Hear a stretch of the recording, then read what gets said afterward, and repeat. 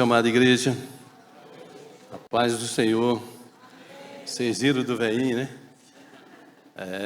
Vocês vão chegar lá. Vocês vão chegar. Fique tranquilo. Não esquenta a cabeça, não. Daqui uns dias você chega lá, viu? Você está pensando que ter 70 anos é mole para o Vasco, é? Não é mole, não. Mas eu só posso dizer que o Senhor é uma bênção na minha vida. Eu não tinha só esse problema das pernas, não, eu tinha outros, mas estou curado em todos eles. Mas da perna ainda não, porque a minha perna é fraca, eu tenho problema na coluna, eu tive que fazer uma descompressão, então as minhas pernas estão fracas. Mas agora eu vou aceitar o convite da pastora Julieta, que todo dia ela vai para a academia. Mas ela não me convenceu, nem vocês não, viu? Mas ninguém me convenceu, não. Foi o Senhor que mandou eu ir. Viu? Senão eu não iria. Por minha conta própria, eu sou teimoso igual uma mula. Quando eu não quero, eu não faço. Mas dessa vez não vai ter jeito. Então, o que faz? Obedece. Vai, meu filho, para a academia. Amém? Abre suas Bíblias em Atos dos Apóstolos, capítulo 3.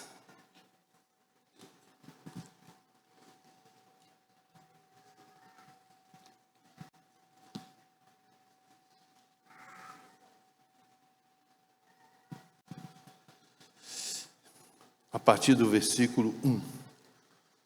Atos, capítulo 3, a partir do versículo 1. E Pedro e João subiam junto ao templo na hora da oração, a nona. E era trazido um homem, que desde o ventre da sua mãe era coxo, qual todos os dias punha à porta do templo, chamada Formosa, para pedir esmolas aos que entravam. Qual vendo Pedro e João, que iam entrando no templo, pediu-lhe que lhe desse uma esmola. E Pedro, com João, fitando os olhos nele, disse: olha para nós. E olhou para eles, esperando receber deles alguma coisa. E disse Pedro: não tenho prata nem ouro, mas o que eu tenho eu te dou. Em nome de Jesus Cristo, o Nazareno, levanta-te e anda. Saltando e pôs de pé e andou. Entrou com eles no templo, andando, saltando e louvando a Deus. E todo o povo ouvir andar e louvar a Deus. Conheciam, pois, era ele o que se assentava a pedir esmolas à porta formosa do templo, e ficaram cheios de pasmo e assombro pelo que lhe acontecera. Obrigado, Senhor Jesus. Lemos agora a Tua palavra. E agora vem com Teu Santo Espírito abençoar, Senhor, o Teu servo, Papai, e abençoar a Tua igreja com a Tua mensagem, em nome de Jesus. Amém. Isso aconteceu logo depois que Jesus Cristo morreu. Esse grande milagre que foi feito pelos seus apóstolos. E aqui a gente encontra, então, os dois indo para o templo. Eles iam participar do culto. E estava lá um mendigo. E o mendigo, então, pediu o quê? Dinheiro. Mas eles não tinham dinheiro para dar. Eles tinham muito mais do que dinheiro. E o que ele precisava, então, João e Pedro os deu. Levanta e anda. Esse coxo era coxo desde o seu nascimento. Ele nunca tinha andado. Eles levavam ele até a porta do templo para pedir esmola. E esse homem levantou de sobressalto e saiu andando, correndo e louvando o nome de Jesus Cristo. Porque esse milagre foi feito pelo nome de Jesus. Esse nome nunca tinha andado. Pensa bem que milagre é esse, né? Então, no versículo 3 e 6, né, que nós estamos lendo, e disse Pedro: não tenho prata nem ouro, mas eu tenho isso e eu te dou. Em nome de Jesus, levanta e anda. E o homem saiu, não só andando, como pulando e correndo. esse homem foi curado. Isso foi um milagre. E esse homem louco de alegria entrou com eles dentro do templo. E todos ficaram sobressaltados, né? Porque eles conheciam esse mendigo que ficava lá na porta, a vida inteira ele ficava lá na porta. E todo mundo viu que houve realmente um milagre. E ele, mendigo, ele gritava: Jesus me curou. Glória a Deus, aleluia. Jesus o curou. E então todos que estavam lá dentro se maravilharam. Por quê? Porque conheciam o aleijado. E agora o homem estava andando. E quando Pedro e João viram a multidão maravilhada se ajuntando, o que Pedro fez? Versículo 13, 11 e 12 do capítulo 3. E pegando o coxo que fora curado, Pedro e João e todo o povo correu atônito para junto deles, no alpendre chamado de Salomão. E quando Pedro viu isso, disse ao povo: homens israelitas, por que vós estão maravilhados disto? Ou porque olhais tanto para nós, como se por prova nossa própria virtude ou santidade, fizemos esse homem andar? Mas não foram eles que fizeram o homem andar. Então, o que eles fizeram? Eles começaram a pregar. Olha como é que o homem de Deus percebe quando a multidão, ele começou a pregar a palavra de Deus. E eles ousadamente insistiram na palavra. Leia o 15 e 19. E mataste o príncipe da vida, ao qual Deus ressuscitou dentre os mortos, do que nós somos testemunhas. E pela fé no seu nome, fez o seu nome fortalecer. A este que vedes e conheceis. Sim, a fé vem por meio dele. Deu a este, na presença de todos vós, essa perfeita saúde.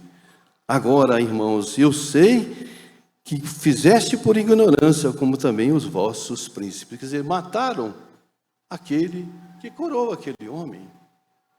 Aquele homem foi curado por meio de quem? De Jesus. Mas esse Jesus que eles mataram, né? Não foram eles que mataram Jesus? Então eles começaram a pregar. E milhares foram salvos. Milhares. Glória a Deus. No versículo 4, olhem bem quantas pessoas foram salvas. 4:4. Muitos, porém, dos que ouviram a palavra creram, e chegou o número desses homens a quase 5 mil. Só 5 mil. Imagine o tamanho do milagre, né? Se reunir 5 mil pessoas em volta de um pregador, ele falando a respeito de quem? Daquele que eles mataram, que foi aquele que curou aquele homem.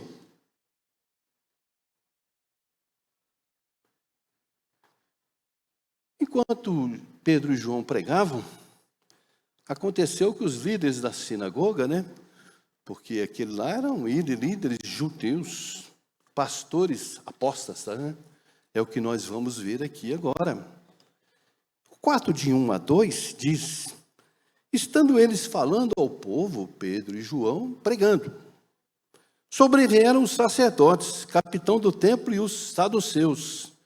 Doendo-se muito, eles estavam indignados, doíam nele, ouvir aquele homem pregar, Pedro pregar. Eles estavam ensinando o povo que anunciassem Jesus, a sua ressurreição entre os mortos. O que eles fizeram? Eles ficaram indignados com eles pregando, com aquele milagre e falando no nome de Jesus Cristo. Por que não foram eles? Eles não eram os pastores da sinagoga? Não eram eles que tinham que fazer o milagre? Não. Por que eram outros que não eram da sinagoga? Outros que vieram de fora? Eles ficaram com inveja. Isso chama-se inveja. Por que Deus não usava eles? Só usavam os seus apóstolos. Eles não eram apóstolos de Jesus Cristo. Então a bênção do milagre veio de quem era de fora. Não veio deles que comandavam aquele templo, aquela sinagoga. E eles então ficaram indignados. E o que eles fizeram? 4:3. E lançaram mão deles e os encerraram na prisão até o dia seguinte. Prenderam Pedro e João, porque eles estavam pregando e falando da ressurreição de Jesus. Aquele que salvou aquele homem, mas que estava morto, porque eles o mataram. Eles se indignaram e botaram os dois em cana. No dia seguinte, então, levaram os dois para o julgamento. Tinha o sinédrio. Lá eram julgados todos aqueles que não seguiam a lei. Eles eram a lei. E todas as autoridades religiosas que existiam naquele sinédrio, lá em Jerusalém, estavam todos eles presentes para julgar Pedro e João por causa do milagre que eles fizeram. Está lá no 5 e 6. 4, 5 e 6. E aconteceu no dia seguinte, reuniram-se em Jerusalém os seus principais, os anciões e os escribas. Estava todo mundo lá, todo mundo, entendeu? Eles eram poderosos, eles eram os maiorais. Então eles perguntaram para Pedro e João, preste bem nessa pergunta que eles fizeram. Está no 4:7. E pondo-se no meio, perguntaram com que poder ou em nome de quem vocês fizeram isto? Olha bem que pergunta capciosa, né? Que falsidade, né? Eles sabiam. Em nome de quem? Eles sabiam. Eles sabiam no nome de quem estava sendo pregado. Em nome de quem aquele homem levantou e saiu correndo. E aquele aleijado estava lá, berrando, né? Jesus me curou, Jesus me curou. E eles tinham visto 5.000 pessoas aceitando Jesus. E o pior, que eles viram também aqueles que andavam com eles também aceitando Jesus. A indignação deles era completa. Era completa. As pessoas confessavam os seus pecados, se arrependiam e aceitavam Jesus. Para serem o quê? Purificados e salvos. 5.000 foram salvos. E alguns deles, que eram também da sinagoga, também estavam nesse meio desses 5.000. E eles confessaram que eles tinham realmente matado Jesus, que eles crucificaram Jesus. Mas eles sabiam também o poder de quem e do que nome havia feito tudo aquilo. Mas eles estavam cegos, né? Os judeus, eles estavam cegos naquela época, completamente cegos. Mas Pedro, encorajado pelo Espírito Santo, nós vamos ler a partir do 4:8. Se você não estiver acompanhando, acompanhe. Então Pedro, cheio do Espírito Santo, olhe bem, esse homem era uma bênção. Cheio do Espírito Santo, lhes disse: principais do povo, e vós, anciões de Israel, visto que hoje somos interrogados acerca do benefício feito a um homem enfermo, de modo que como foi curado, seja conhecido de vós todos, de todo o povo de Israel, que em nome de Jesus Cristo, mais uma vez ele cita, o Nazareno, a quem vós crucificastes, e a quem Deus ressuscitou dentre os mortos, e em nome desse é que este está são diante de vós. Era poder mesmo, meu irmão. Poder. Então, aqueles homens ficaram, então, completamente perdidos, né? A expressão reconheceram vem da raiz que quer dizer, preste bem atenção, através de uma percepção. É perceptível. o poder que tinha se apoderado dos dois apóstolos. Eles estavam cheios de poder, que diferenciava de todos os outros que estavam em sua volta, e que também que estava naquele tribunal. E esse poder ficou tão claro, mas tão claro, que nem os líderes tiveram nada a dizer ao contrário. Está escrito lá no 4,14, vamos ler? E vendo estar com eles o homem que fora curado, nada tinham o que dizer ao contrário. Não tinha como dizer mais nada. Como fazer um julgamento de uma coisa que foi visível? O homem estava lá na frente deles. Qual foi o sinal que aqui diferencia Pedro e João de todos os outros que estavam lá? A presença de Jesus nas suas vidas. Somente isso, mais nada. O poder de Jesus nas suas vidas. E possuíam também o Espírito Santo do próprio Deus. Por isso que eles eram poderosos. E aqueles líderes, então, da sinagoga concluíram que não tinha nada que fazer. Fazer o quê? Até hoje, esse homem que nós crucificamos lá na cruz, esse homem continua fazendo tudo ainda hoje. Tudo. Ele opera milagres, ele prega arrependimento, ele cura as pessoas. Através desses dois iletrados incultos. Na verdade, isso também não é verdade, né? Porque todo judeu, desde pequeno, estuda a Torá. Então, eles não eram iletrados nem incultos. Está escrito na Bíblia, mas eu discordo completamente. O que Pedro e João estavam fazendo? Ele estava cumprindo os mandamentos de Jesus, não era isso? Pregar, curar, salvar.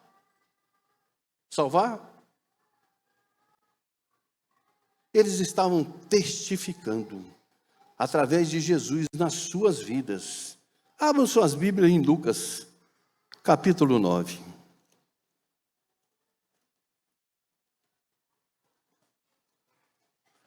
Versículo de 1 a 6. E convocando os seus 12 discípulos, deu-lhes virtudes e poder sobre todos os demônios, para curarem enfermidades. Enviou-lhes a pregar o reino de Deus e a curar os enfermos. Disse: nada leveis convosco para o caminho, nem bordões, nem alforje, nem pão, nem dinheiro, nem tenha 2 túnicas, vai só com a sua roupa. Em qualquer casa que você entrar e ficar ali, e de lá saireis, e se em qualquer cidade vós não receberem, saindo vós de lá, sacudi o pó dos vossos pés, em testemunho contra eles. Então, saindo eles, percorreram todas as aldeias, anunciando o evangelho e fazendo milagres por todas as partes. Essa é a nossa missão. Ou você também não é um missionário? Aqui só tem missionário. Porque se você segue Jesus, isso aqui serve para nós todos. Nós todos.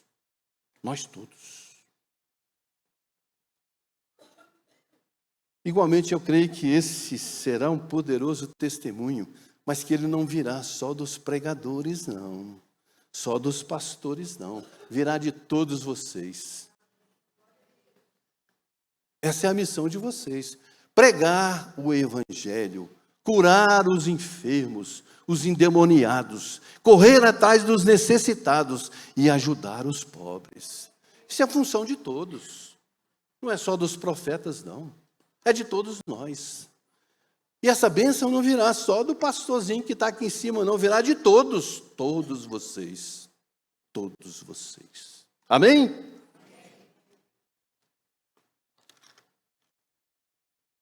Quem aqui está com Jesus? Tem alguém aqui? Não tem, não. Quem aqui está com Jesus? Levante sua mão. Ah, eu pensei que vocês não estavam com Jesus. Porque esses homens, dois homens aqui, estavam com Jesus. Eles gastavam o seu tempo buscando Jesus, de todo o coração e de toda a alma. O tema dessa pregação é os que são de Jesus. Você é de Jesus? Esse é o tema dessa pregação. O Espírito Santo nos diferencia de todas as outras pessoas. Nós somos diferenciados. Porque a sua unção e o seu poder está em nós. Então, sabe o que o mundo dirá para você? Quando você é diferenciado, esse homem e essa mulher é de Jesus. Você já encontrou alguém que de cara ele disse para você que você é crente? Pois comigo acontece. E eu com essa cara de durão aqui, né? As pessoas olham para mim e falam, você é de Jesus. É a sua postura, é a sua presença, é o Espírito Santo que está em você. Ele diferencia você de qualquer outro. De qualquer outro.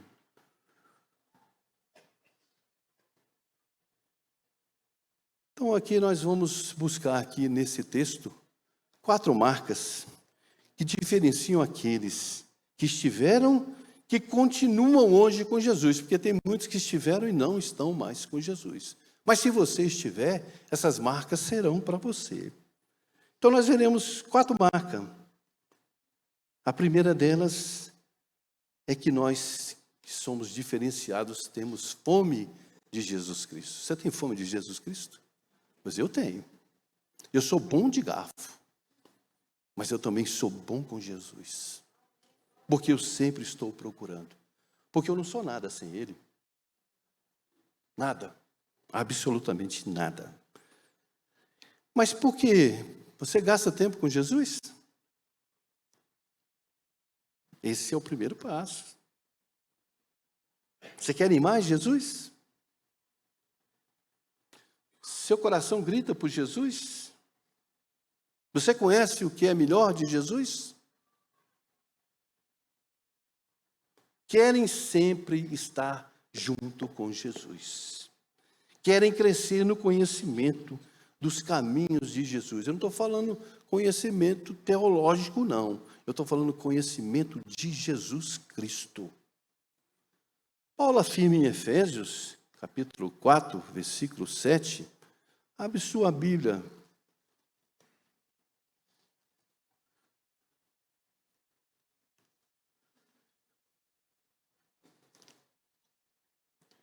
Capítulo 4, versículo 7.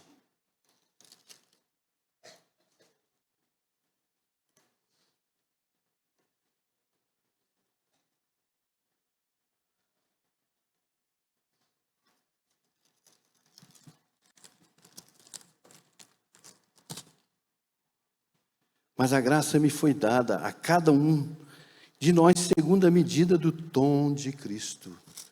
Você recebeu um dom, você tem um dom, ou tem vários dons. Em Romanos 12, 3, diz que a medida da fé que Deus repartiu a cada um tem. Qual a medida de fé que você está hoje? Você ainda continua exercitando essa fé? Ou você guardou ela para você? Você botou lá no armário e fechou a porta? Para alguns, a medida inicial da fé é que vão querer sempre, sabe qual é? Que eles só querem Jesus o suficiente para ficarem livres do juízo e do inferno. Para se sentirem perdoados, ter uma boa reputação. Se bem que antigamente crente tinha boa reputação. Hoje em dia não tem mais tanta boa reputação assim, mais não. Ou para suportarem 2 horas aqui na igreja. E quando passa de 2 horas, eles começam a sair por aquela porta ali. Se demorar um pouco mais, eles vão embora. Eles querem apenas manter. Isso quer dizer um esquema de manutenção. Só aquilo que eles querem já está bom. Não precisa fazer mais nada. É só eu me manter indo na igreja e ponto final. Só na noite de domingo. E o culto não pode passar de 8 horas. Se passar, já começa a reclamar. Resmunga todo dia uma oração. Resmungada, não é uma oração elevada ao céu. Algumas vezes olham até a Bíblia. Alguns nem olham, nem a abrem. A não ser que fique lá em casa, aberta lá em cima da mesa, né? Salmo 91. Quando tem evento aqui na igreja, eles não têm tempo. Eles já têm compromisso. E a bênção, como é que é recebida essa bênção?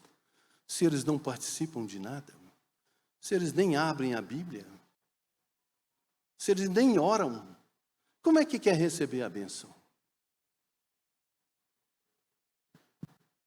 Esses cristãos é que evitam chegar perto de Jesus, e eu vou explicar por quê. Eles sabem que se procurarem a Bíblia, participar dos eventos da igreja, começar a participar dos ministérios da igreja, se passarem algum tempo orando, jejuando, o Espírito Santo vai incomodar. Sabe por quê? Porque o Espírito Santo incomoda os seus pecados. Ele vai te alertar dos seus pecados. Porque os meus ele alerta. Ele vai e cutuca fundo. Está errado o que você está fazendo. E essas pessoas não querem isso. Eles não querem serem incomodados. Eles querem a porta larga. Não é a porta estreita que é Jesus. E quando eles não querem, eles não querem. Eles não querem mudar. A pessoa quando não quer mudar, não adianta você bater. Não adianta você pregar. Não adianta você falar. Que eles não mudam o seu coração. Eles continuam com o coração duro. Sabe por quê? Porque eu tenho um estilo de vida. Meu Deus, eu também tenho. Meu estilo de vida é Jesus. Não tenho outro estilo de vida. Mas eu tenho uma filosofia. Eu também tinha lá no passado. O que aconteceu comigo? Só foi para baixo a minha filosofia. E eu estudei um pouquinho disso. Achei que eu era um grande pensador, né? E aí? O que aconteceu? Tive que mudar. E eles, nas suas cabeças, eles não querem se aproximar de Jesus. Porque se eles se aproximarem de Jesus, tudo que eles têm, que eles valorizam, vai ficar contrário a isso, né? Porque Jesus é contrário às coisas que aqueles que não querem viver com ele. Paulo também afirma em Efésios 4:11. Abre sua Bíblia em Efésios 4:11. De 11 a 15. E ele mesmo deu uns para apóstolos, outros para profetas, outro para evangelistas e outro para os pastores e doutores, querendo o aperfeiçoamento dos santos, para a obra do ministério, para a edificação do corpo de Cristo. Então ele dá tudo isso para quê? Para a edificação da igreja, até que todos cheguemos à unidade da fé e do conhecimento do Filho de Deus, o homem perfeito à medida da estatura completa de Cristo, para que não sejamos meninos inconstantes, levados a uma roda para todo vento de doutrina, pelo engano dos homens, e com astúcia engana fraudulosamente. Antes, seguindo a verdade em caridade, cresçamos em tudo naquele que é o cabeça, Jesus Cristo. Paulo está dizendo aqui que Deus concedeu esses dons espirituais para que nós possamos ser cheios do Espírito Santo. E isso é crucial. Você sabe por que é crucial você ter o Espírito Santo conduzindo a sua vida? Porque os enganadores já estão aqui. E eles vão continuar chegando para roubar a sua fé, a minha fé. Mas se a gente estiver em Cristo amadurecido, jamais isso vai acontecer. Nós não seremos enganados. Nada vai nos influenciar, porque nós já somos influenciados por Jesus Cristo. E nem todo cristão aspira à maturidade. Não aspira. Prefere um evangelho macio, né? Da graça, do amor, do perdão. Isso é uma verdade bíblica. Nós procuramos isso mesmo. Claro que nós procuramos. Mas eles querem ouvir um evangelho que estimule eles a isso. Mas eles não buscam a Deus e nem andam na santidade de Deus. Eles não querem mudar. Por quê? Porque eles dizem que o mundo não cobra nada e Deus cobra muito. Será que eles estão certos? Será? O mundo não cobra nada, mas Deus cobra. A porta de Jesus Cristo, ela é estreita, bem estreitinha. E eu com esse barrigão, se entrar, não saio mais. Meus irmãos, As pessoas preferem as portas largas, onde o mundo está lá, dizendo para você, venha, venha, venha. Essas pessoas não querem mudar. Deus concedeu dons para nós, para que a gente possa ser cheio do Espírito Santo. Cheio do Espírito Santo. Enquanto nós estivermos com Jesus, nós estamos amadurecidos. Nada vai nos influenciar.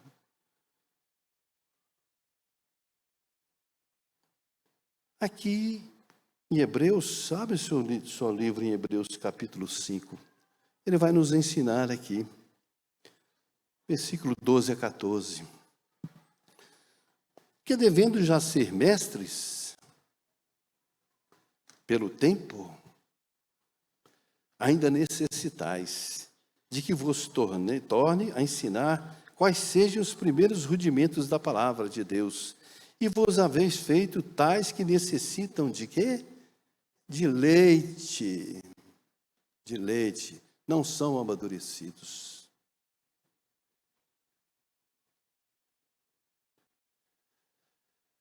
Não está experimentado na palavra. Não busca a palavra. Porque é menino na fé.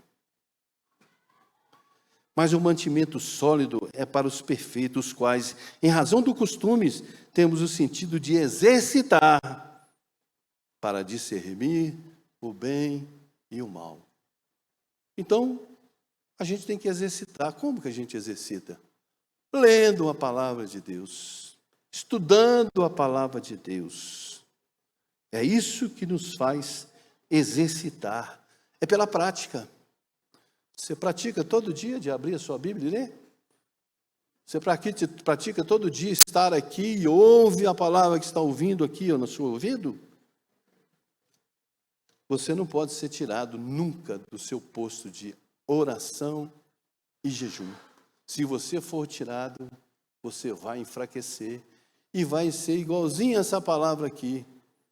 Vai ser menino de novo na palavra de Deus. Essa é a primeira marca.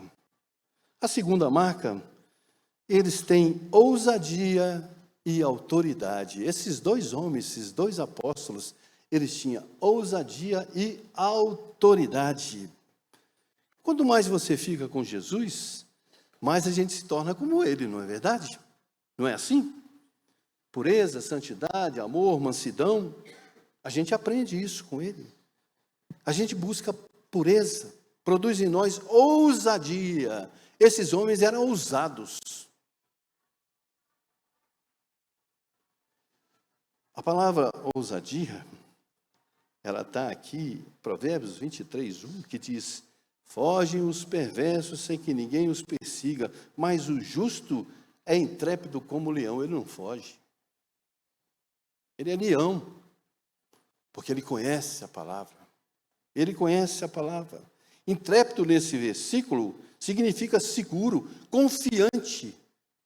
Você está seguro, está confiante. E era exatamente esse tipo de intrepidez que esses dois homens tinham. Porque os líderes do Sinédrio eram os homens mais importantes daquele tempo. Porque o Império Romano colocava na mão do Sinédrio todo o governo do povo judeu. Eram eles que governavam.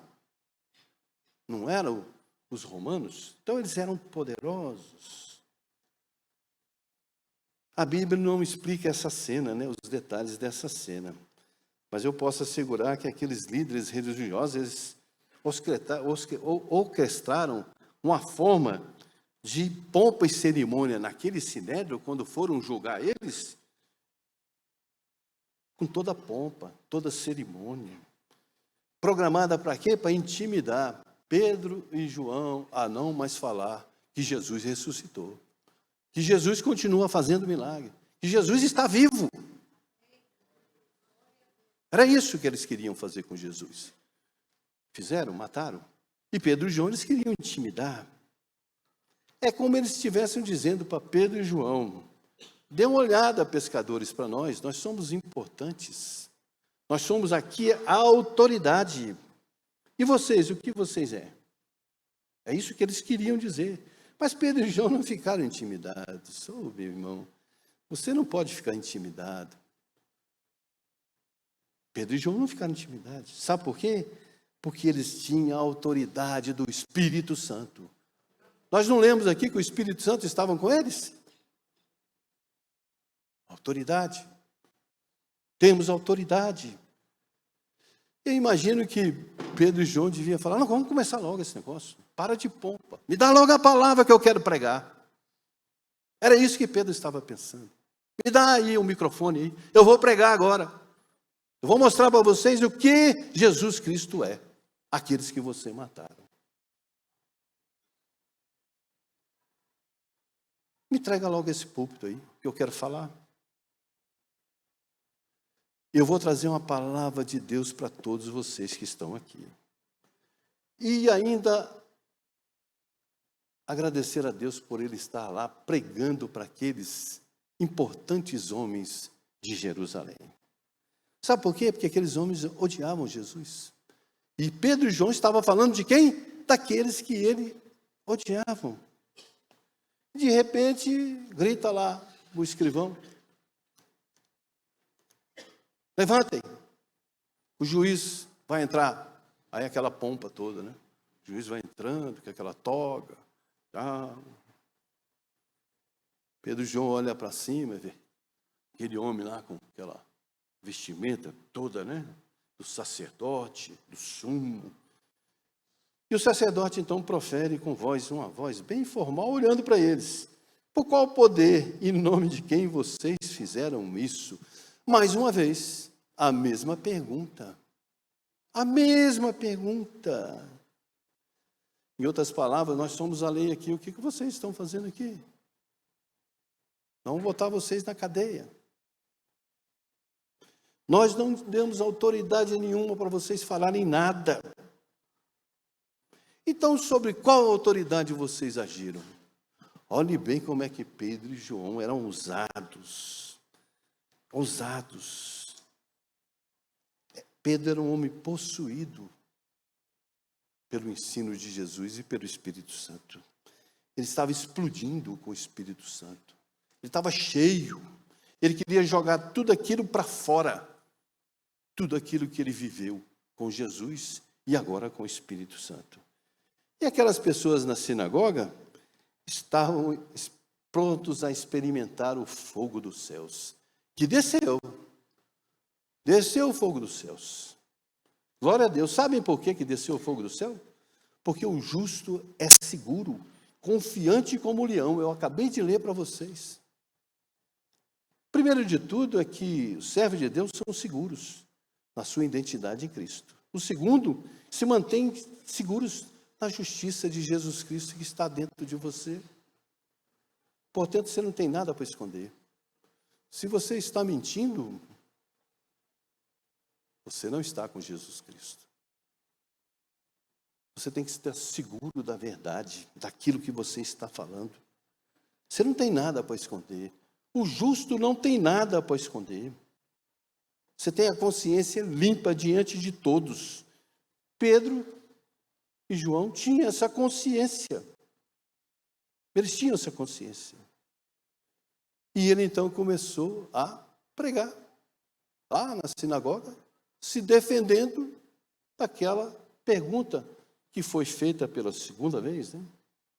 Vocês lembram muitos sobre ele? Vocês o crucificaram, vocês o mataram. Mas Deus levantou Jesus, o seu Filho dos mortos. E ele está aqui. Ele está vivo. Ele está vivo. Jesus está vivo. E tudo que vocês viram hoje foi realizado por ele. E ele está aqui. Você já imaginou o sobressalto que esses homens não devem ter ficado? Que ousadia essa, né? De um homem seguro falando a verdade. Mas o objetivo de Pedro não era julgar aqueles homens. Não, não eram. Porque eles eram líderes religiosos, eles eram realmente homens ruins. Ele só queria que eles ouvissem e vissem que os seus pecados, e que se eles se arrependessem, e que eles fossem salvos. Era isso que Pedro e João queriam daquele sinédrio. Pregar para aqueles homens, para que eles fossem salvos. Amém? Aleluia! Paulo registra em 1 Tessalonicenses 2:2, que nós tivemos ousadia e confiança em nosso Deus para vos anunciar o Evangelho de Deus em meio a muita luta. Então, quando você tiver medo de falar sobre Jesus, sobre o Evangelho, você tem que ser seguro como leão, intrépido, largar a timidez e a covardia e abrir a sua voz e falar sobre Jesus Cristo. Porque se você gasta tempo na presença de Deus, você se torna seguro. Você não tem mais medo. Você não tem medo, porque você diz a verdade em qualquer circunstância, quando você prega a palavra de Deus. Amém? Não tenha medo, meus irmãos, não tenha medo de pregar a palavra. E nos dias que virão, ou já estamos neles, né? É importante possuir essa segurança, essa intrepidez. Os ventos do politicamente correto, que eles falam muito hoje, é uma ofensa o nome de Jesus para eles. É uma ofensa. Eles tentam tratar o pecado como se fosse uma coisa natural, normal. Não tem problema, está tudo certo. Nós podemos fazer qualquer coisa. Entendeu? Jesus está nem aí para nós. Nós podemos fazer o que nós quisermos. E se ele também quiser, ele fique para lá. E nós vamos enfrentar perseguições no futuro e daqui mais algum pouco tempo. Não vai demorar muito, não. E se nós estivermos despreparados, nós vamos desistir. Vocês sabiam? Você vai desistir, você vai se desviar. Essa palavra é terrível. Por causa da pressão que vai ter. E muitos vão se acovardar. Sabe por quê? Porque aqueles que vão fazer pressão sobre você, eles odeiam a Cristo. O nosso mundo de hoje, no nosso país, eles odeiam a Cristo. Eles odeiam a Cristo.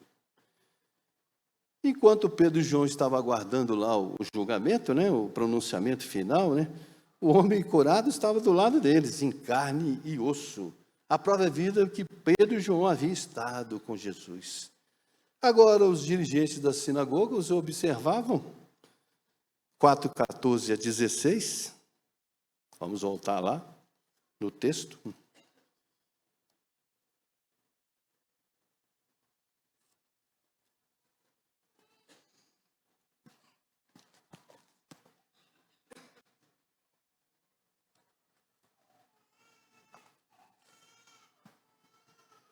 E vendo estar com eles o homem que fora curado, nada não tinha que dizer ao contrário. Todavia, mandando sair fora do conselho, conferenciavam entre si, dizendo: que havemos de fazer a estes homens? Porque todos que habitam em Jerusalém, foi manifesto que por eles foi feito um sinal notório, e não o podemos negar. E aí, foram absolvidos e foram mandados embora. Interessante, né? Depois dessa pompa toda, eles não tinham nada para cruzar. Nenhum dos dois homens de Deus. Terceira marca, eles têm evidência física, visível, que Deus está com eles. Eu acabei de falar sobre vocês, sobre visível. É visível a evidência que você é um servo de Deus. Enquanto Pedro e João ficou aguardando o julgamento, o homem curado estava ao lado dele em carne e osso. E o que a gente pode fazer? Amém? Eu vou passar para a última marca, e já encerrando, para que a gente não passe do horário. Eu tinha mais uma marca aqui, mas a gente vai para a última.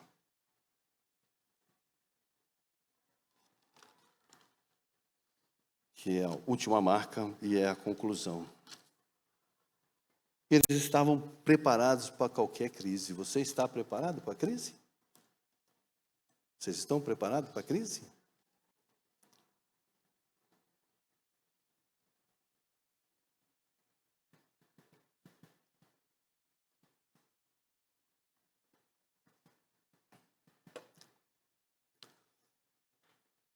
Quando estoura uma crise, meu irmão, você não vai ter tempo. Se você não estiver seguro em Jesus Cristo, quando a crise chegar, você não vai mais ter tempo, não. Você não vai ter tempo de se edificar.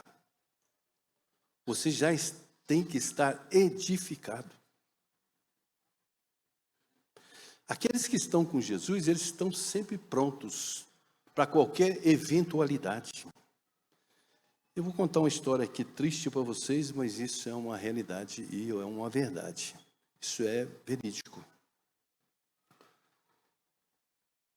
Em um casal que vai expressar o tanto que eles estavam com Jesus, que vai descrever uma tragédia inimaginável de uma filha que eles tinham de 24 anos.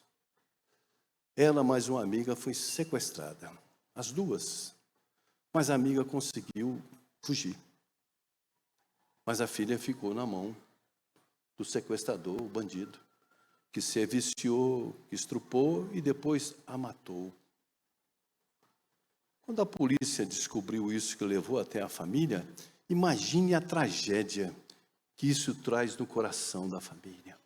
A morte de um seu filho sendo viciado, sequestrado, torturado e morto. A amiga escapou, mas a filha não escapou. O casal então entrou em choque. Normal entrar no choque. E os amigos e os vizinhos que souberam do ocorrido correram para consolar. Como o pai e a mãe e a família vai conseguir sobreviver a uma tragédia dessa? É muito difícil. Como vão viver com essa tragédia? Contudo, o Espírito Santo veio sobre o casal, o pai e a mãe que estavam em dores, trazendo uma consolação sobrenatural. É claro que as dores iam se seguir, não tem como esquecer. Mas os pais, em meio de sofrimento, continuavam perguntando a Deus por quê. Isso é uma pergunta natural que nós fazemos quando alguma coisa não dá certo. Porém, o tempo todo experimentaram descanso e paz. E deve ser muito difícil. Isso não aconteceu comigo. Todos que os conheciam ficaram surpresos com aquela calma, com aquela aparência que eles tinham de filhos de Deus. Que hora, né? Que crise. Mas o casal estava preparado. Porque eles andavam com Jesus Cristo.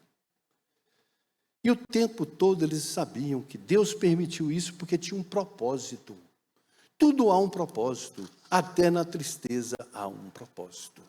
Até nas dores há um propósito. Até no deserto há um propósito. E quando chegou a terrível notícia, eles não se despedaçaram, não se arrebentaram.